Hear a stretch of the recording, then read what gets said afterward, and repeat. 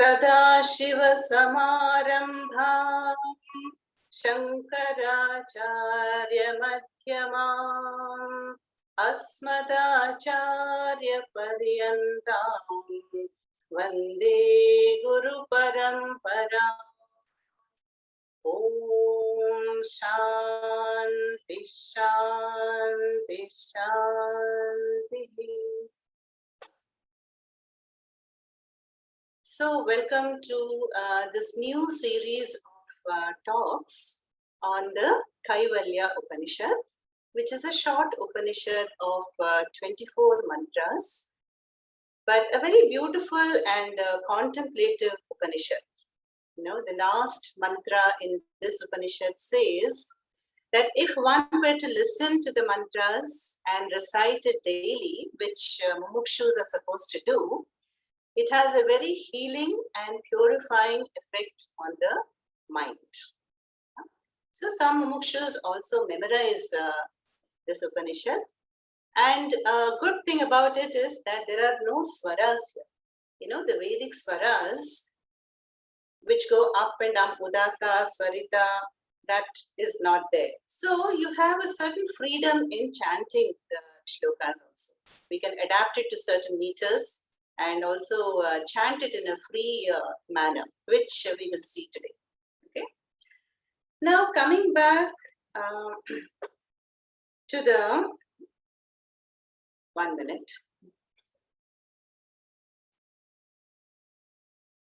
So coming back to the topic of today, Upanishad. Yeah? I'm sure this is not a new word for any one of us. Yeah? But the Upanishad is like the fruit. You know, just if you take any tree which goes through the various stages, yeah, of growth, then what is the final stage of the tree? That is the fruit. So we say that the fruit is the culmination or essence of any tree. Yeah? So to Upanishad is the essence of the tree of the Vedas. Yeah? And it symbolizes the highest philosophical thought, and it's about the nature of the supreme reality. Yeah?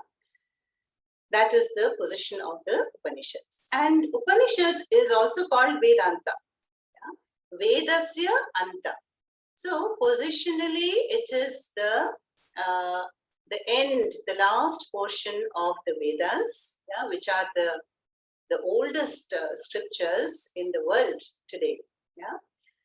And not even oldest. No, Vedas are eternal. There is a Nitya Pravaha.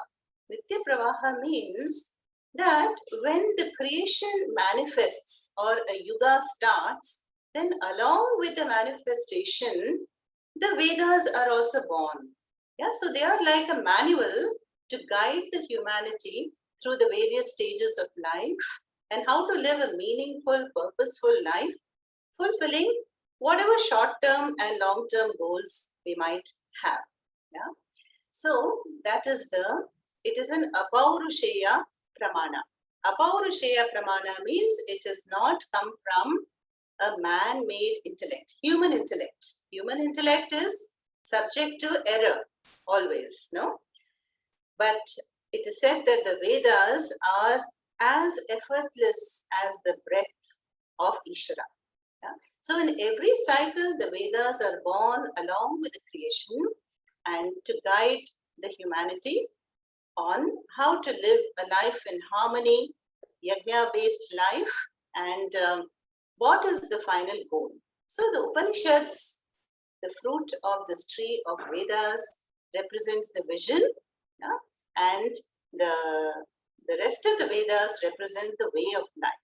So both are given in the Vedas. So I will do a short introduction for some of you who may not have attended any Upanishad class before. Yeah? And with that, let me share a file here.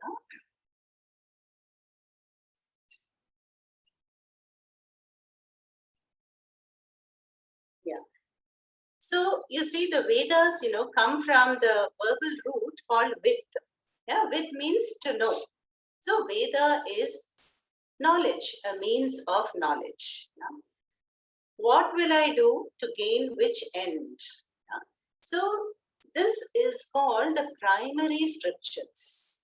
We see that most religions in the world, they will have one founder, one book, which the followers will, follow and observe. But when it comes to the Hindu tradition, we have a whole galaxy of Shastras or scriptures. And of all the Shastras, the Vedas are called Shruti. Shruti Pramanam, or it is called the primary scriptures. Now, why Shruti? Shruyate iti Shruti. Which means the Vedas, the Vedic mantras were heard, Shruyate, by the rishis, who were the mantra drashtaras, the seers.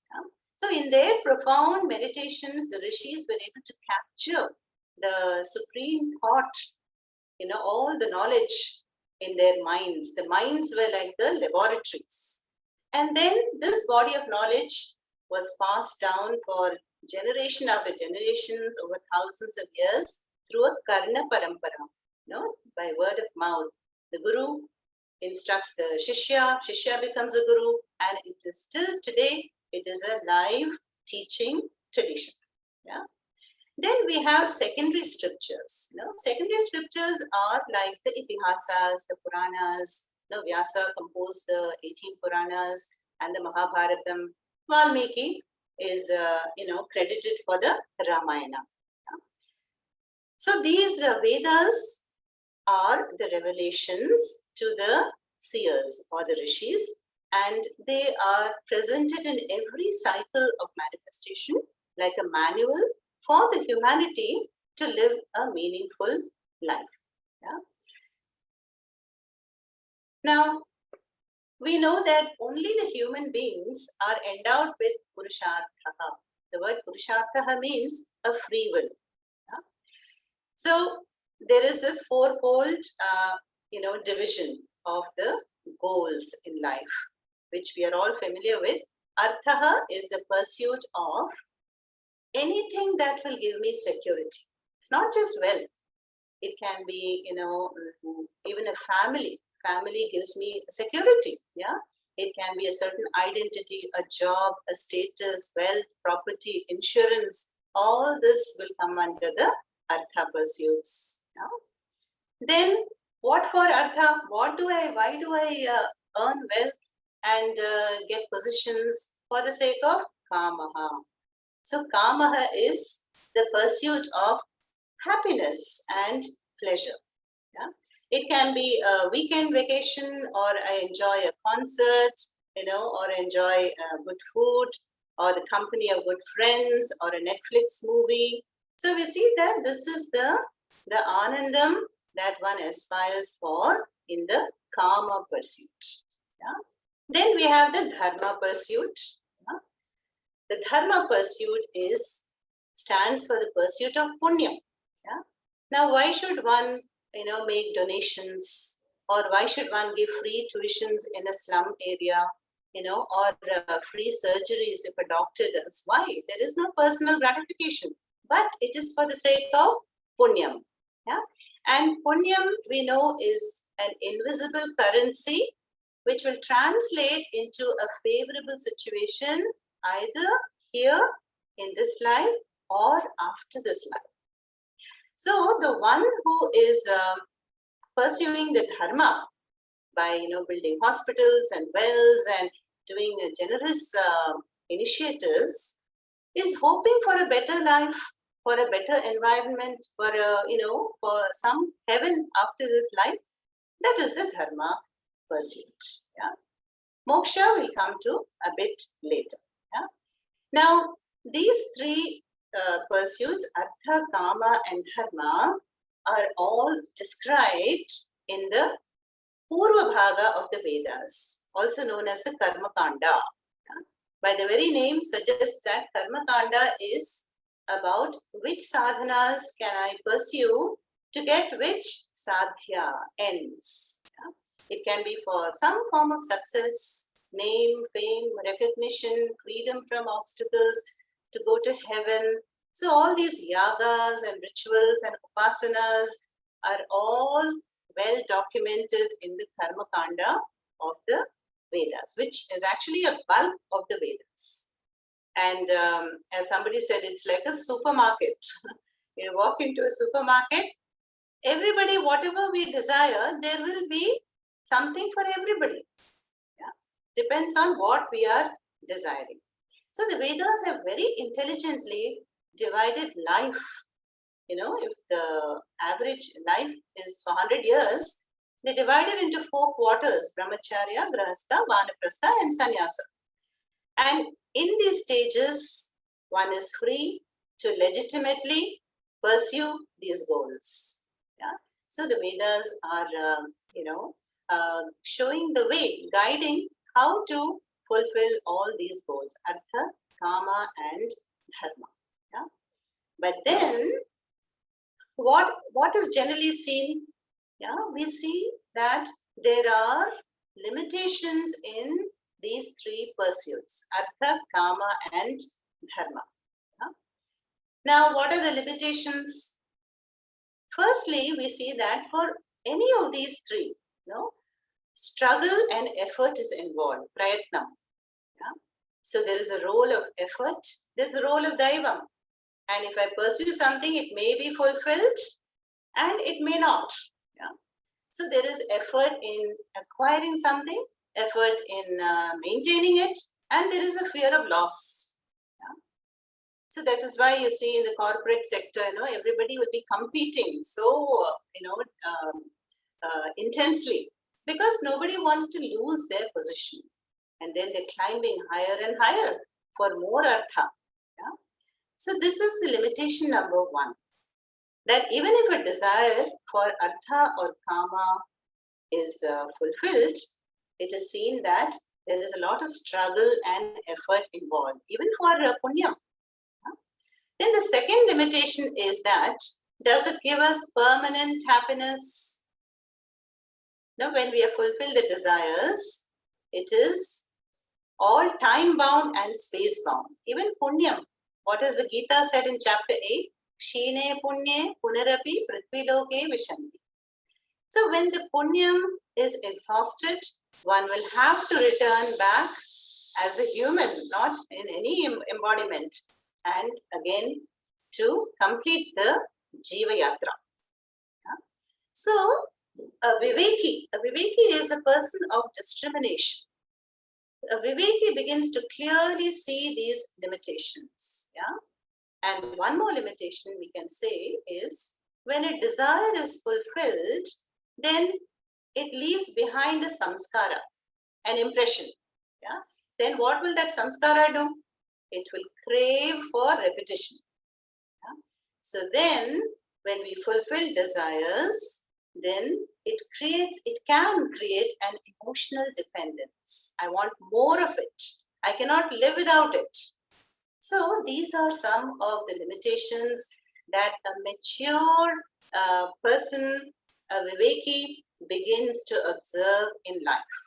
Yeah? And so this generally would happen after the Brahmacharya and Grihastha stages. And this is what is called emotional maturity. Yeah? Emotional maturity. So then the same Vedas guide the seeker and say, look, there is one more end. This is not the end of life.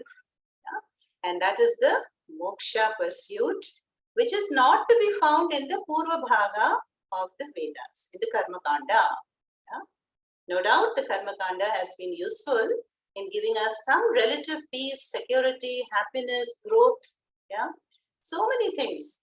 But still, it is the way of life. It is apara vidya, and it is making us eligible for the Parama Purushartha, which is the Moksha Purushartha.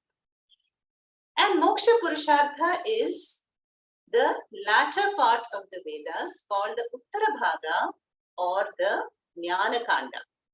So Karma Kanda is the bulk, and Jnana Kanda, the end portion, is the Vedanta or Upanishads or Uttara Bhaga, you say, which is positionally the end of the Vedas. Yeah? Now, what is that all about? That is about self-inquiry and to understand the nature of the seeker. So far I was busy pursuing and fulfilling desires. But now I begin to inquire, I'm still seeking. Seeking has not come to an end. Yeah. So who is the seeker? Why am I seeking? And what am I seeking? Will the seeking ever come to an end? Yeah.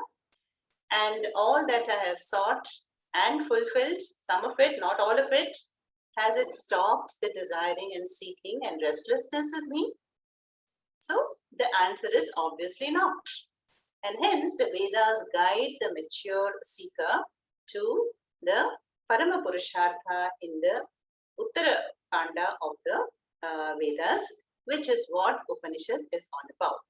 So Shankaracharya will, clearly talk in all the Prakarana Granthas that the Karma Kanda, we have to know, okay, what should I do to get what end?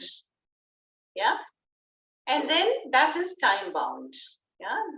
But then in the Jnana Kanda, what is the difference? I don't have to do anything. I have to only understand.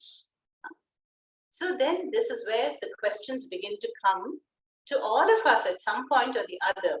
Who am I? And kutaha ayataha, where did I come from? Yeah. And where am I going? What am I seeking? So this stage in one's life is called Purushartha Nishchaya. So from the word we can make out Purushartha Nishchaya means now we are ascertaining, the proper role and place of each Purushartha in my life. Yeah? So Artha, Kama, Dharma, definitely they've all had their roles and given me some fulfillment. But, the goal of life lies in the Parama Purushartha, which is the Moksha Purushartha. And moksha comes from the verbal root much. Much means to release. Yeah? So what is moksha releasing us from? Releasing us from the desiring person. How? By self-inquiry, by understanding that whatever I'm seeking, I'm already that. The seeker is the sought. Yeah? So this is in the form of self-discovery or that purnatvam or the fullness of the moksha purushartha. Yeah? And we are not gaining something other than what I have. It is called praptasya prapti, which means the gain of an already accomplished fact. That is why I don't have to do anything for moksha. Yeah? Other than, of course, self-inquiry. Yeah? Whereas in the Karma Kanda, we have to do something. Something I perceive I'm lacking something. I want to buy a certain property, a car, a house. So I don't already have it. It is apraptasya prapti. So this is the difference between the two, the bhagas, Purva Bhaga and the Bhaga. So we see here, the Vedas are divided into Karma Kanda and the latter portion is Jnana Kanda, and which is also called Vedanta and the Upanishads. Sometimes we give the example of the pole vaulter. In the Olympics, you might have seen the pole vaulter will carry a pole, and he will gather momentum, running, and then before that boundary, he will use the pole and leap up, but then he will release the pole and takes the jump across the high end. So here also, as we go through the Karma Kanda in life, we are like the pole vaulter. We are all running, dealing with circumstances and very busy, accomplishing short-term goals, long-term goals. But then finally, when we want to go to the Uttara Bhaga, the Upanishads, we have to give up the pole. Yeah, and that is symbolized by coming to the knowledge, which is the knowledge of the self. That is Paravidya or Atma Jnanam. So this was a short introduction to the Vedas. Now, let us see what is the meaning of Upanishad. See, we know that Upanishad means self-knowledge. Yeah. And in Sanskritam, any word, we can, when we go down to the verbal root, we can decipher it and find its meaning. Yeah? So let us break the word into Upa, Ni, and Shad. Yeah? Upa, Ni, Shad. Now, Sanskrit students can easily determine, can see that Upa and Ni are prefixes, yeah, which come before. Before what? Before Shad. And Shad is the verbal root. Yeah? Verbal root means an action, like to go, to laugh, to sit and stand. So Shad is actually Sad. Sad becomes Shad because of a Sandhi rule. And Sad or Shad means to destroy. It means to destroy. Yeah. Now, the Shad itself has these three meanings, as you can see. The verbal root, Visharana, Gati, Avasadana. Yeah. The Visharana meaning of the Shad root means to destroy. Yeah. Destroy what? Destroy samsara. What else? No? Samsara in the form of the bondage. Yeah. Then Gati. Gati means movement, right? Movement. And here it means it will take us. It will take us near to the goal, near to the truth, near to Brahman, Atma Jnanam. And Avasadana means to loosen, no? To loosen, to shake out. Yeah? So now let us see how these meanings apply. Yeah? So Upanishad is the knowledge that is going to loosen our attachments. Shankaracharya would say we have so many pashas, Sitting here, I will be thinking of my son or daughter in Australia, and if it is a very intense thought, then that is a pasha, invisible pasha, rope that is binding me. Yeah. Like that, we have so many pashas towards our pets and family members, property, So, Avasadana is the study of the Upanishad loosens the attachments, yeah? Shakes it out a little bit, loosens it. FIR will decrease and I will develop more objectivity. I'll be calmer because I'm pursuing a higher vision. Then Gati. Gati is to lead. Upanishads will lead us to the ultimate goal. And the goal is none other than oneself. But because the goal is covered, we have to remove that avidya. Yeah? And so, Visharana is to destroy. Destroy what? The bondage. Yeah? And by now we know that what is the bondage? Is it a physical bondage? No, it is a psychological bondage. Yeah? Psychological bondage because I think that I'm insignificant, I'm limited, I'm so-and-so, I'm not fair, I'm too fat. So many conclusions we have about oneself, so many wrong notions and ideas and concepts.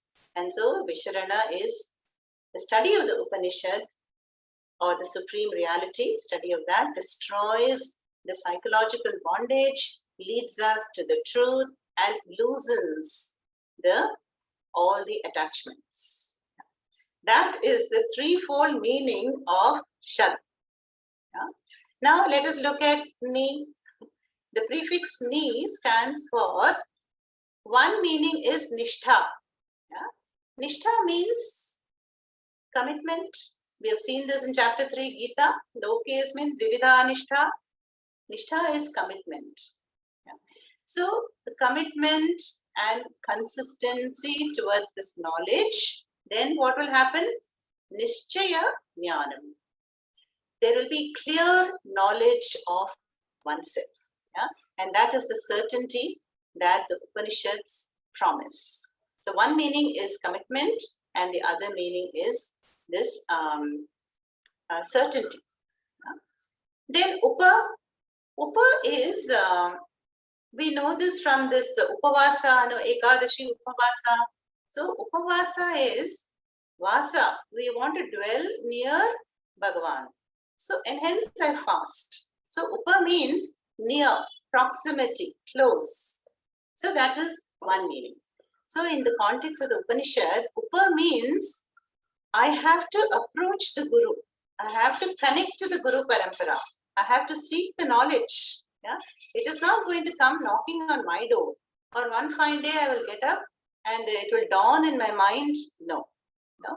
So the mature seeker of freedom will seek this knowledge by approaching, by questioning, by nearing the source of knowledge. Yeah, that is one meaning there, upa.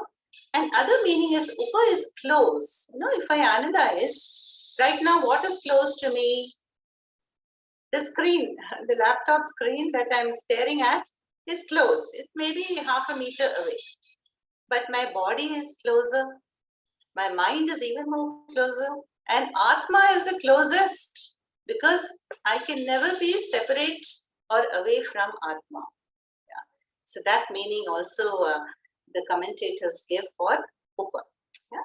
So you see, Upa Ni Shad. Finally, what it means is that it is the self-knowledge when approached gives clear knowledge, the knowledge that will destroy the bondage of samsara, will lead one to the goal of Atmajnanam and loosen all the attachments. And free the mind from the mix-up and confusion, like we see in Arjuna's case. From a depressed Arjuna in chapter 1, we see a very released and relieved Arjuna in chapter 18. And that is why Gita is called Gita Upanishad. Yeah. It is also an Upanishad. Okay. Now, I think that's about it, about the Upanishads.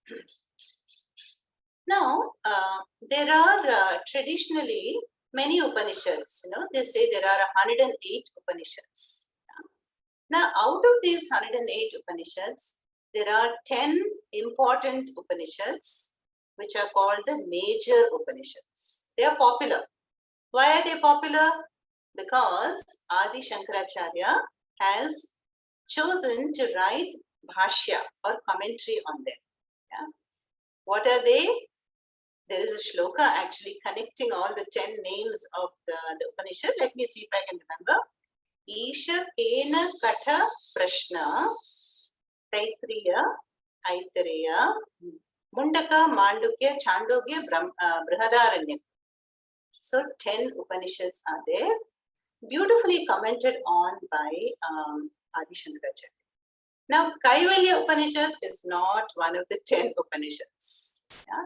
But Kaivalya Upanishad, for whatever reason, we don't know why Adi Shankaracharya did not comment on this beautiful, profound Upanishad, but it has been commented by other acharyas, like one Shankarananda, who is the guru of Vidyaranya.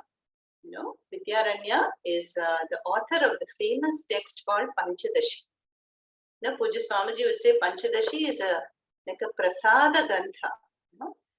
When you read the Panchadashi, then the mind will be filled with that peace of prasada. Now, coming to Kaivalya Upanishad, what does Kaivalya mean? Yeah? See, most of the Upanishads, they will have an appropriate title. Some of us, we have done Kena Upanishad in an online class. Kena Upanishad is called Kena. Why? Because the first mantra starts with the word Kena. Kene Shitam, like that. Then Katha Upanishad has a dialogue between Lord Yama and Nachiketas. Yeah. Now, Kaivalya Upanishad means Kevalasya Tattvam. Now, Kevala in Sanskrit means only, the one and only one. Yeah? So, Kevalasya Tattva means the one and only one Tattvam, or in other words, the supreme reality. Yeah? Now, initially, do we see only one Kaivalyam everywhere? When I open my mind, what do I see? I see the Jiva, I see the Jagat, I see Ishvara. So, Jiva, Jagat, Ishvara are the triple entities we all know and we are confronted with. But the Upanishad says the truth of Jiva, Jagat, Ishvara is not three, but it is one. And that one is Kaivalyam. Yeah? The one truth, in other words, that is the Tattvam, yeah? The Brahman. So, this Kaivalya Upanishad occurs in the Atharvana Veda. You see, I told you the rishis are, they captured the mantras, Vedic mantras from Bhagavan, from the mind, cosmic mind of Bhagavan. But then they were all just scattered, all the mantras. Then Vedavyasa classified all the mantras into the 4 Vedas, yeah? And which are the ones, the music meters, the mantras for music and dance in the Sama Vedas. Then the Rig Veda is the oldest, yeah. Then Atharvana will have some mantras relating to yagas and rituals. Like that, he classified everything, yeah, into the 4 Vedas. Then the Upanishads also, they are assigned to one or the other Vedas. Yeah? So Kaivalya Upanishad along with Mundaka, Mandukya come under the Atharvana Veda. Yeah? Just an extra bit of information there. Yeah?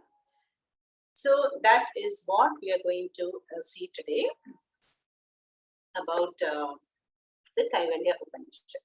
Now every Upanishad starts with the Shanti mantra.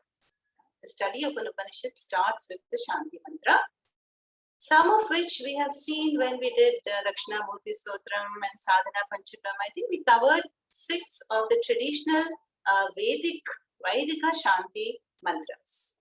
Now, why do we chant Shanti mantras?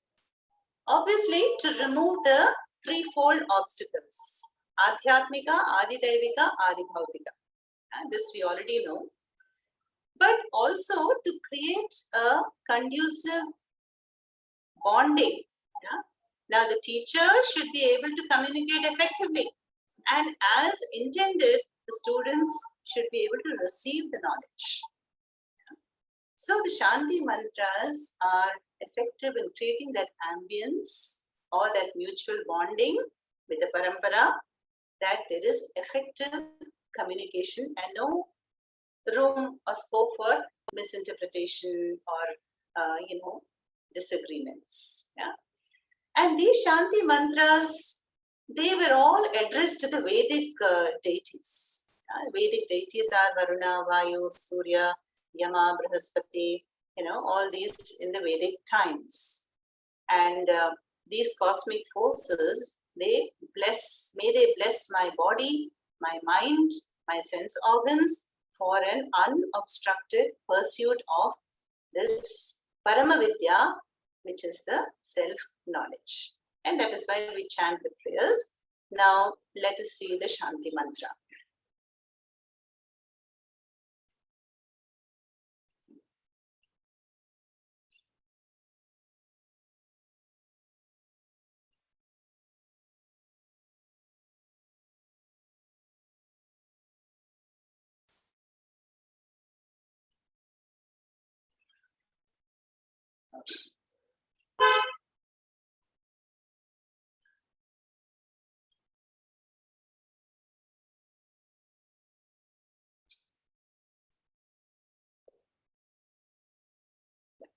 So, can you all see this?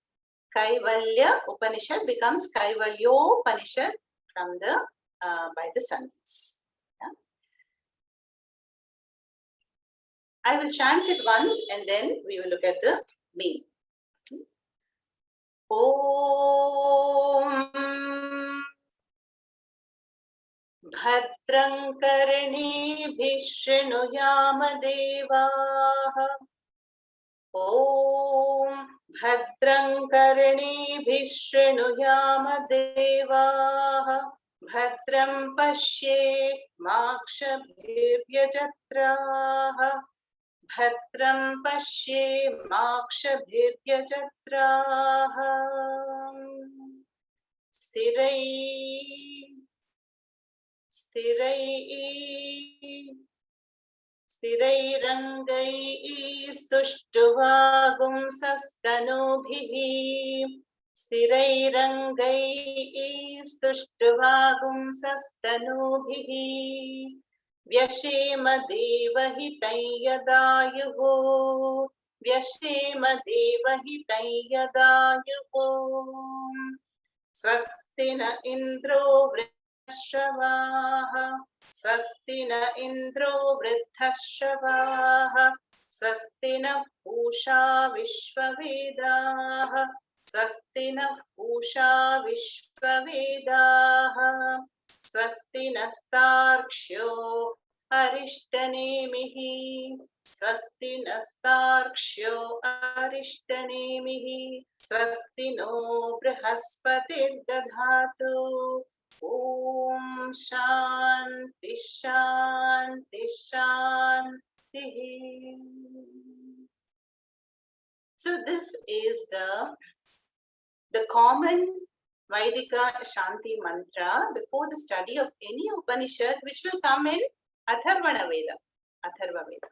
Like that, we have different Shanti mantras for the study of different Veda texts. So let us see what this Shanti mantra says. Om Bhadram Karnebhihi Srinuyama Devaha. O Devas, O cosmic deities, Bhadram. Bhadram means Mangalam, auspiciousness. Yeah? Karnebhihi Srinuyama. May I listen to that which is auspicious. Yeah? That which is Mangalam, that is for my highest welfare. Bhadram Pashyema Akshibhihi Yajatraha. Yajatraha means, see, when we do yagas, then we have seen in the Gita, when one performs yaga, the Adrishta Punyam propitiates, pleases the deities, and the deities shower blessings. Yeah? So, those who protect are, when we perform yajnas, are called yajatrahas. Yeah? So, O yajatrahas, O deities, may we perceive all that is auspicious. Yeah? So what does this mean? How can I see and hear which is auspicious? I'm listening to only sound and disturbance and dogs barking, How can I see? It is meant here to have that subtle vision and subtle hearing. May I see the hand of Ishvara operating everywhere? May I see that all that is heard is by the grace of Ishvara. All that I can see is by the grace of the divine. So may we hear which is auspicious, O Devaha. May we see which is auspicious. So see how beautifully all our Vedic prayers are not individual prayers. They're all collective prayers, in the plural. Then, Sthirai Rangaihi Stuštuvagum Sastanubhihi. Sthirai Angaihi, with healthy limbs and with the body, Tanu, yeah, may we worship the gods. May we worship and have a yajna life. Vyashema devahitam yad ayuhu. And how long I should worship? Yad ayuhu. As long as there is the allotted lifespan, may I worship the devas. May I praise the devas and offer what I can. Swasti na indro vriddhashavaha. Swasti also means bhadram, auspiciousness. Yeah? So may Indra, Indra, the powerful Indra, the king of the gods in Swarga, who is vriddhashavaha, means famous, the famed Indra, Naha, may that Indra bless us with Swasti. Then Swasti Naha Pusha Vishwavedaha. Who is the Pushan? Pushan means the nourisher. Yeah? So the greatest nourisher for our planet is none other than Surya Devata, who is called Pusha.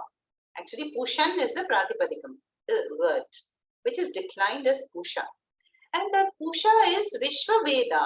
Vishwaveda means omniscient, knows everything. Now, the sun is called by the name Jagat Chakshuhu, the eye of the world. Is the witnessing everything which is happening on earth is the sun. So Vishwavedaha is the Pushan or the sun. And we know that without the sun there can be no life, no annam, no rains. And so may that sun, Pushan, nourish us, protect us, and bless us. Then in the last few lines, Swasti Naha Tarkshaha Arishtanemihi. So who is Tarkshaha? Tarkshaha here refers to Garuda, the son of Kashyapa. So Naha is us. So may the Tarkshaha bless us. Now Arishtanemihi means, see, Garuda is, we know, the Vahanam of Mahavishnu. Yeah? So his flight, wherever he goes, will there be obstructions there? No. He will fly at a supersonic speed and it will be unobstructed, the flight. That is called Arishtanemihi. That is who Garuda is, the one who does not face any obstacles. So may that Garuda bless me so that my pursuit of this knowledge, Paravidya, also be unobstructed and supreme. Then Swastinaha Brihaspatihi Dadhatu. Brihaspati is the guru for the Devatas. Also, Brihaspati stands for Jupiter. So Jupiter is the guru planet. When the Guru Kataksham is there, nothing is impossible. Yeah? So here we can take Brihaspati as the guru of the Devas, or Adi Guru Dakshinamurti. Yeah? May that Dakshinamurti, the embodiment of the Guru's grace, bless me. Swastinaha Brihaspatihi Dadhatu Om Shanti Shanti Shanti. Yeah? So this is the prayer of the Shanti Patha. I'll just chant it one more time and you can maybe follow it with the meaning this time. Om Bhadram Karnebhi Shrunuyama Devaha Bhadram Pashyemakshabhiryajatraha Stirairangaiः Stuštuvagum Sastanubhiः Vyashema Devahitam Yadayuः Swasti na Indro Vriddhashavaha Swasti na Pusha Vishwavedaha Swasti nastakshyo Arishtanemihi Swasti no Brihaspati Dadhatu Om Shanti Shanti Shanti. And with that, we are now ready to enter the Upanishad mantras, and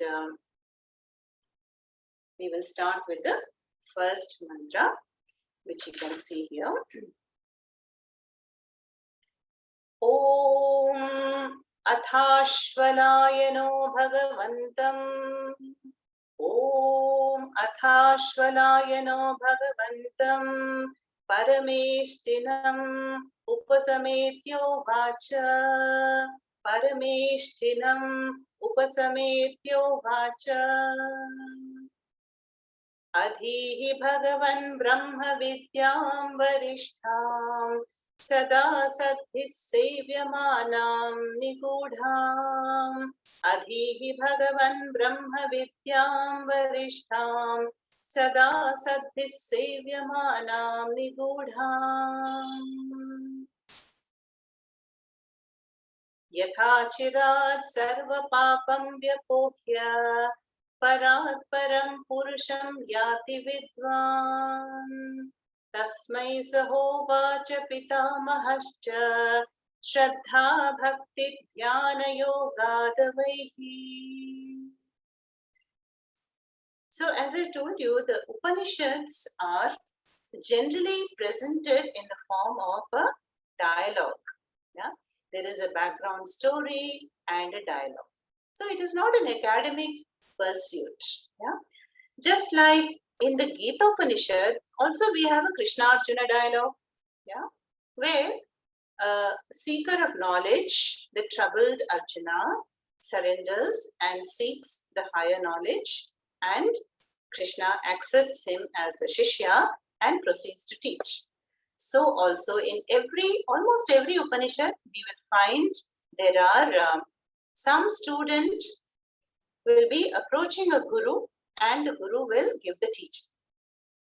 In our Tattvabodha talks, we saw that Mahavakya Tattvamasi, which was unfolded by the father who was a guru to his son Shvetaketu, who has returned from the Patashala and desires to know about that, one thing knowing which everything is known. That was his question. Then Katha Upanishad is a dialogue between none other than Lord Yama and the young 8-year-old Nachiketa, who wants to know, what is beyond death. Is there anything that survives death? So as in the Gita we have seen, Tatvidhi pranipatena pariprashnena sevaya upadekshanti te jnanam jnaninas tattvadarshinaha. So the tattvadarshinaha, or the acharyas and jnanis, when we approach them, with a proper questioning, with namaskaras, with seva attitude. Seva attitude means shraddha. Then upadekshanti te jnanam, they will give you the wisdom. So then this Upanishad also, there is a student called Ashvalayanaha. Ashvalayanaha. And the student is himself a teacher of the Rig Veda. He is a Rishi. The student is a Rishi. And the Rishi is approaching whom? Bhagavantam Parameshtinam. And who is that? None other than the creator himself, Brahmaji.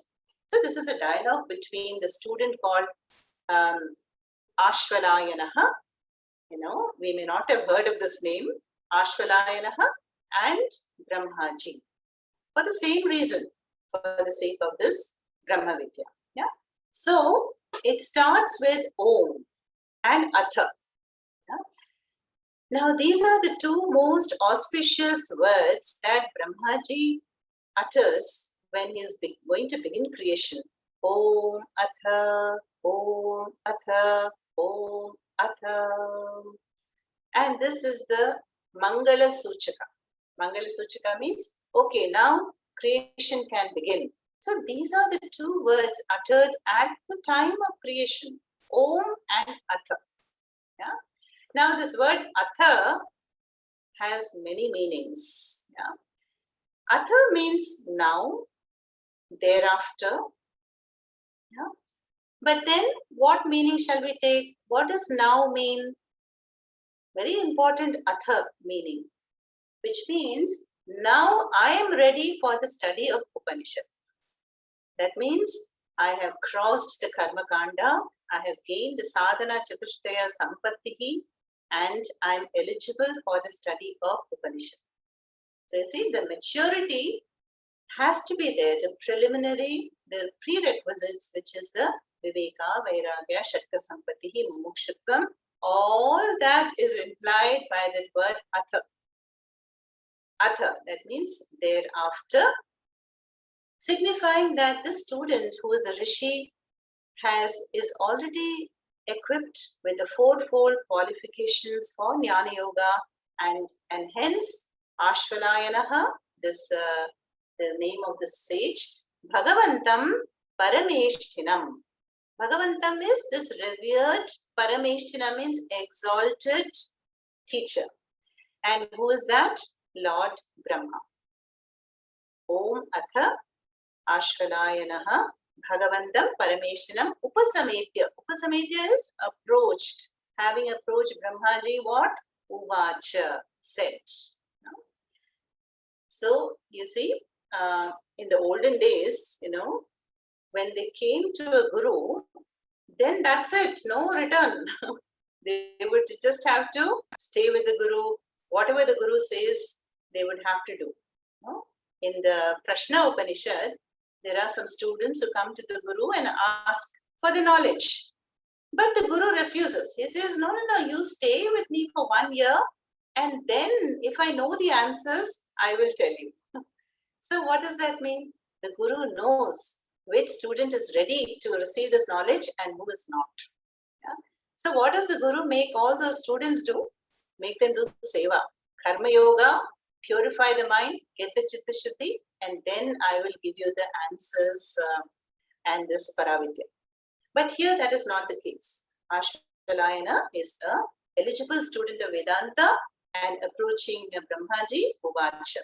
What does he say? Adhihi, Adhihi Bhagavan Brahma Vidyam Varishtham. Adhihi means please teach. O Bhagavan, O revered master, and Brahma Vidyam Varishtham. Teach me that Brahma Vidya, which is Varishtham. Varishtham means most valuable and priceless Brahma Vidya, which is Sada, always Satbihi Sevyamanam. Sevyamanam is constantly pursued by Satpurushas. Satbihi Sevyamanam. That which is always pursued and enjoyed by the wise, by the Satpurushas always, and the Brahma Vidya, which is Nigudha. Yeah? Nigudha means secret. Yeah? So, why is Brahma Vidya a secret? After all, it is Atma Jnanam, right? So, it is oneself. Then why should the Shastra describe it as the Rajaguhya, Rajavidya, Nigudam, the most top secret knowledge? Because it is so obvious, but it is hidden. I do not look for it in the place where it is. So my mind is extroverted. I am still fulfilling other desires, and I have not come to the study of Upanishad. So even though it is so obvious, the nature of the true self, but it is hidden from my view if I don't turn inwards with a calm and focused mind. So the student asks to be instructed in that vidya which is most valuable and which is pursued by the pure-minded Sadbihi and which is most secret. The Gita also, Krishna says, Manushyanam sahasreshu kaschit siddhaye yatata api siddhanam kaschit mam veti tatpataha. Thousands of people may seek this knowledge. Yeah? Out of the thousands, one may seek this knowledge, and out of the thousands of seekers, only one will ultimately get it. Yeah? Why? Because the viveka has to be there, discrimination, nitya nitya vastu viveka, vairagyam, the dispassion for enjoyment and arthakama pursuits, then the shakka sampatihi, shamaha, damaha, uparatihi, titiksha, shraddha, samadhanam, and then mumukshutvam, intense desire for freedom. Yeah. So when all this is there in adequate measure, then it is not nigudha, it's not a secret. But depending on the degree of intensity and eligibility, then it remains a closed matter, closed secret. Yeah? So that is why Shastra uses the word nigudha. Yeah? And then we have a few more lines to do. And,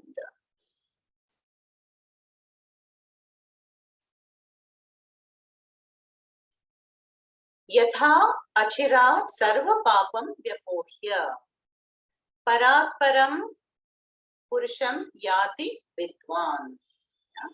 So this completes the question of Ashwalayana, who says Yatha achira sarva papam vyapohya. Yeah? So the vidwan who gains this parat param purusham, I'm reminded of that song. Parat para parameshwara, parat para parameshwara. You have definitely heard that song. What does that mean? Parat para. That is the highest. That means it is higher than param. Parat param, which means it is the master of Maya. the Ishvara or Purushottama. It is beyond the manifest world, unmanifest world, and it is beyond both, and Purushottama. Yeah? So that Parak Param Purusham Yati Vidvan. So the wise person who gains knowledge of that Purushottama and having Vyapohya destroyed all the papas. Sarva papam Vyapohya Achirat. Achirat means not after a long time, yeah? In due course of time, yatha, no? As with this knowledge, the wise person, Vidwan, is freed from all the sins and reaches a supreme being. Yeah? I want to gain that knowledge, O revered Master Brahmaji, says who? Ashvalayana, the student. Yeah? And then these two lines, Tasmai, to him, Saha ha uvacha pitamaha cha. So the Pitamaha Brahmaji replies to the student, Ashvalayana. And then the whole content now, the mantras that are going to follow are the response of Brahmaji to Ashvalayana. First, Brahmaji is going to say, let one prepare oneself to receive the highest wisdom. No? And Shraddha, Bhakti, Dhyana, Yoga, Avehi. Attain that supreme knowledge through Shraddha, that is trust and faith, commitment, Bhakti, devotion, Dhyana is meditation, and Yoga. Yoga is discipline. Avehi, attain it. So that is going to be the content of the Kaivalya Upanishad. How by all these mantras we will be approaching that Tattvam, Kaivalya Tattvam from different angles. What practices I need to bring in that sattvic frame of mind, make it one focused, one pointed, to be able to receive the Parama Vidya. Yeah. Now I'll just chant a few mantras so that you can be familiar with the first few mantras, which we will continue in the next session. Om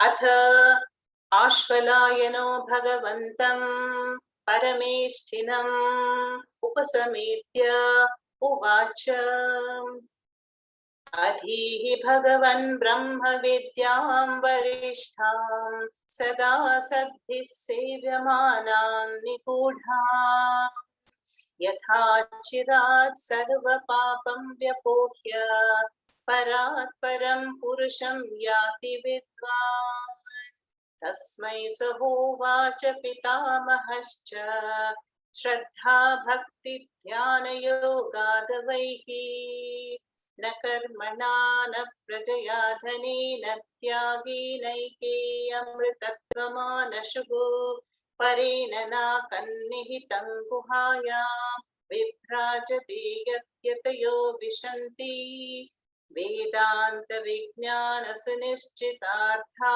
sannyasa yoga yatayas shuddha sattva aha te brahma lokeshu para antakale paramrita parimuchanti sarve. We'll stop there. The last two mantras that we saw here, na karmana na prajaya dhanena, maybe you may have heard of these mantras. These mantras are the mantras that we always chant when we welcome a sannyasi or a jnani. Yeah? So whenever Sringeri Swamiji has just, gone for Bhiksha or Puja Swamiji, there will be a Purna Kumbham, and Grihasthas will welcome the Acharya or the Jnani with these mantras. So those Purna Kumbha mantras are these mantras starting from Nakarmana, Naprajayathanena and up to the next one where I stopped. Paramrita Parimuchanti Sarve. So I think we will stop here. I'll conclude. Om भद्रं कर्णेभिः शृणुयाम देवाः भद्रं पश्येमाक्षभिर्यजत्राः स्थिरैरङ्गैः स्तुष्टुवागुंसस्तनूभिः व्यशेम देवहितं यदायुः स्वस्ति न इन्द्रो वृद्धश्रवाः स्वस्ति नः पूषा विश्ववेदाः स्वस्ति नस्तार्क्ष्यो वरिष्ठनेमिः स्वस्ति नो बृहस्पतिर्दधातु ॐ शान्ति शान्ति शान्तिः पूर्णमदः पूर्णमिदं पूर्णात् पूर्णमुदच्यते पूर्णस्य पूर्णमादाय पूर्णमेवावशिष्यते ॐ शान्ति शान्ति शान्तिः हरिः ॐ श्रीगुरुभ्यो नमः हरिः ॐ तत्सत्।